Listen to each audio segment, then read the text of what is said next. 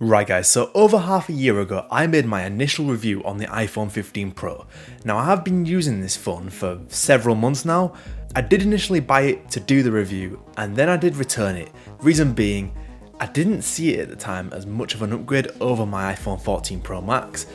And I think most people will agree, and people who just want a phone for standard phone stuff, like I did at the time, will realise that actually it's not much of a difference from last year's model. However, January 2024, I bought the iPhone 15 Pro again for the second time. And now that I've been using this phone pretty much every day for the last 4 months, I have now come to appreciate the new features that the 15 Pro has to offer compared to the 14, and it's definitely worthwhile upgrading.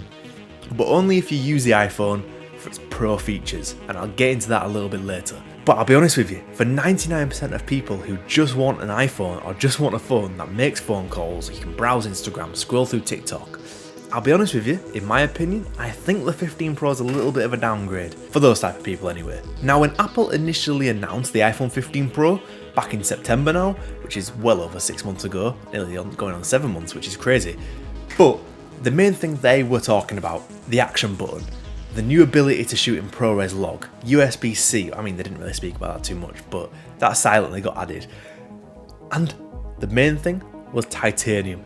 Everyone was talking about the titanium body that the iPhone 15 Pro has compared to the stainless steel. And the main thing I've learned from having this phone, in terms of build quality, is a little bit of a downgrade. I would personally take the 14 Pro Max for its build quality than the 15 Pro Max's build quality. I really don't think this phone feels anywhere near as premium as the 14 Pros did, but that's just down to personal taste. I liked how heavy the iPhone 14 Pros were. I liked the shiny edges on the sides. I liked the really solid glass back. And everything now feels a little bit cheaper, a bit lighter. But when I say that, I want you to take that with a pinch of salt because, yet again, it's all down to personal taste. A lot of people will prefer a lighter phone. Although I do prefer a heavier phone, one that feels a bit more premium in the hand, a lot of people want a lighter phone, something more convenient, something that's not heavy to take out your pocket, something that you can just hold with one hand, and as soon as you touch the iPhone it doesn't have your fingerprint all over it. With the 15 Pro you're not going to have that problem. It's a lighter phone, it's got the matte size to the phone so it's going to be less fingerprinty, but overall it's just a different build quality. Not worse, not better. I personally prefer the 14 Pros, but overall it's just a little bit different. But when I say this phone is quote unquote only for the pros, the reason I say that, not because normal people shouldn't buy this phone. Normal people shouldn't upgrade from the 14 Pro or a 13 Pro to get this phone. If you've got an iPhone 11 or an iPhone X, by all means go for a 15 Pro. That upgrade from the iPhone 11 or the iPhone X to the iPhone 15 Pro is going to be monumental. For me personally, I've seen a massive upgrade using this over the iPhone 14 Pro Max. For example, the video features that are available on the iPhone 15 Pro. In fact, you can now shoot in ProRes log. If you're not sure what ProRes log is, I won't overcomplicate it for you. Basically, iPhones and just smartphones in general, when you take a photo or when you take a video, it automatically adjusts that image to make it look as best as it possibly can do just out of the camera. And for casual use, that's perfect because if you want to take a photo of some food, for example, or take a photo of a city skyline, then if you don't have it filtering that, then without any editing or any adjustments manually, it's going to look pretty rubbish. And for smartphone cameras, realistically 99% of people want to take a photo and it looks significantly better while having to do as little work to it as possible. You just want to take a photo, it looks good, and then share it on Instagram, share it on Snapchat, wherever you want to send it to. And that's why smartphones have that automatic adjustments with images. However, it does give images and videos a very smartphone-y look. So if you want to take a professional looking video with an iPhone, it's going to obviously look like you're shooting on an iPhone. With ProRes log, it allows you to take a video, strip down all the extra post-processing, and just have the standard image that comes out of the camera. Have full ability to mess with the colours to how you want it to look without all the extra sharpening, all that extra post-processing stuff. That is huge for the iPhone. Absolutely insane. And we're getting so close to the point where you can actually get away with using an iPhone camera. And if you've got some skills with cinematography, you could easily film a film on this. And if you knew what you were doing, it'd look great. But it goes back to the point, 99% of people aren't going to see that difference. 99.9% of people aren't going to shoot videos in ProRes log. But people who are, that's going to be a massive difference. However, if you don't do that, the iPhone 15's cameras aren't significantly better from the 14 Pro Max. You're still getting that 48 megapixel lens, you're still getting the same video features really, except the ProRes log, and especially if you go for an iPhone 15 Pro, not the Max model, you're not actually going to see that many differences. Especially you're not going to see the 5x telephoto lens either. You're still going to be stuck with a 3x zoom, which is absolutely fine, but you don't get that new lens that the iPhone 15 Pro Max gets.